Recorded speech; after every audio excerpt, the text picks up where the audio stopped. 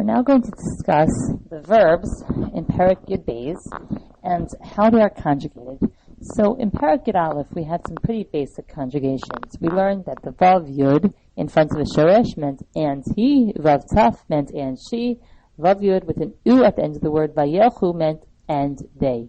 We're going to see a little bit more complexity in our conjugation, and so we'll learn some more skills through Perek Yud Beis. The first rule that we need to learn is something called the Vav HaHipuch. So the Vav HaHipuch, what it does is it changes the conjugation by putting a Vav in front of the word. So over here we have Vav Yud with Patach, Va. So Vayelech, Vav Yud makes it past tense. It's and, the Yud is he, so and he went. If we have a Vi is future. It turns the shoresh that follows into future. Now we'll see vi in front of nouns, vav with the shva in front of nouns, but that means just plain and. Vi in front of a noun means will. So a quick way to remember that is va sounds like vuz. What was you doing? What was he doing? Va, vuz. And vi sounds like vil. What will he do? So will, va, was. Okay. So this is and he went, halach, and he will go.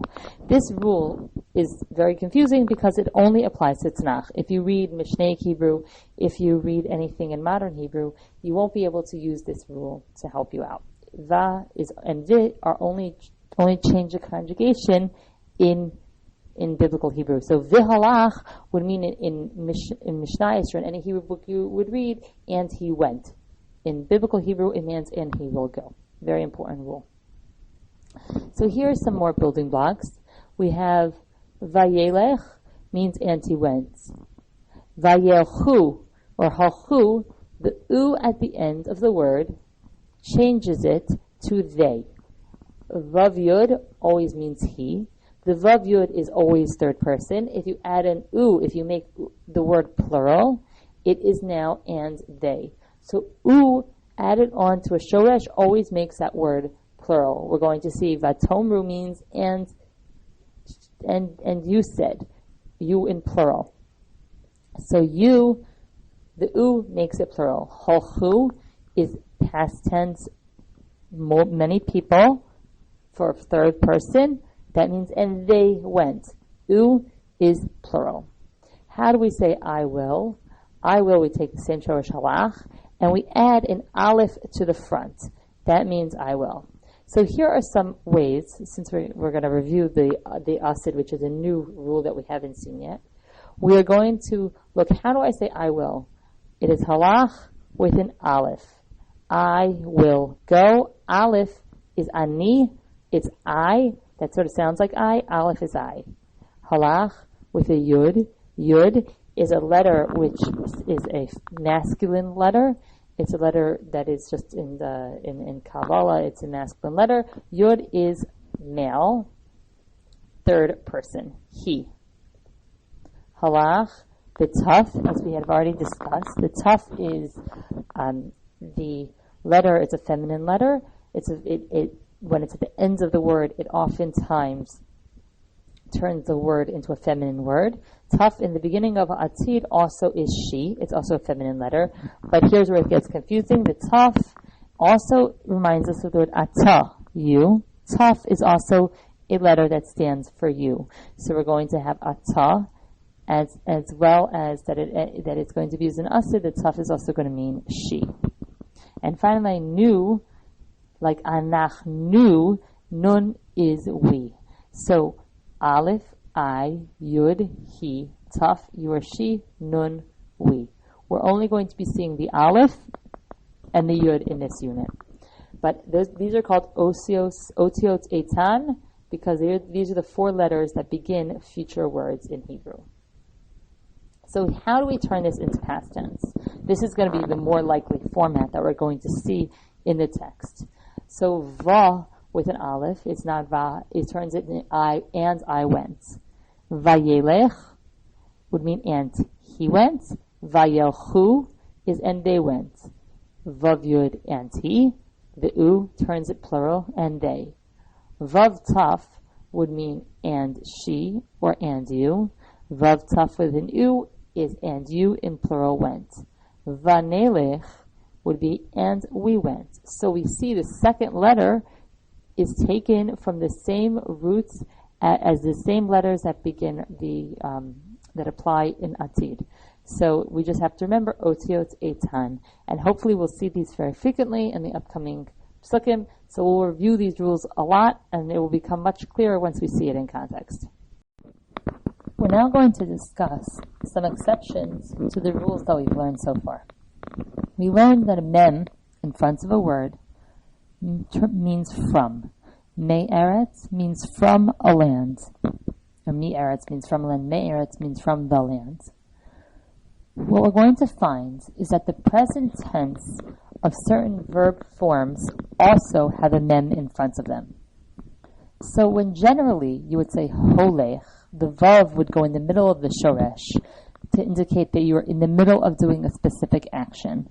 The shoresh hey lamed ches means to go, to walk. But there are another verb form. There are 5 different tenses in Hebrew. 4 of them are passive and active, and 1 is reflective. So if we have, I believe that was correct. Okay. So there is kal, or pa'al, which is the simplest form. Halach, he went, he is going, he went, he is going, he will go. We have achal, he ate. Shavar, he broke. We then have a verb tense called PL. It is a more intense verb usage.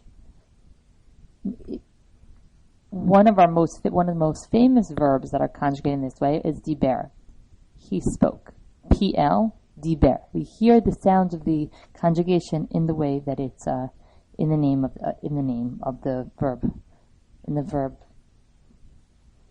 form. The present tense for PL puts a mem in front of the verb. Mehalech, to walk about. Holech, to go. Mehalech, to walk about or to inspire. So a mem in front of a word can mean that it is a present tense noun. It's a present tense verb, There's another rule that we need to be aware of. The present tense of a verb is also used to mean the person who is doing that action. A holech is one that is going. A midaber is one who speaks. In our unit, we're going to see that there's a mivarech and a mikalel, one who blesses and one who curses. So basically, to sum up, the mem in front of a word can mean from, but sometimes, in around 50% of the instances, it's going to mean a verb in present tense or a noun. The mem, if it has a shva underneath, is not going to be from. And that's one of the clues that we'll know that it is a noun or a present tense verb. The mem with the shva, me. Me, in contrast, is from. There's another exception, and that is the nun in front of the word. We said that a nun in front of the word is we will. Nishmor, we will guard. Now there's another time where nun is used. Nun is put in front of a shoresh if we're trying to turn that shoresh into a passive verb. So I guard is active, I was guarded is passive.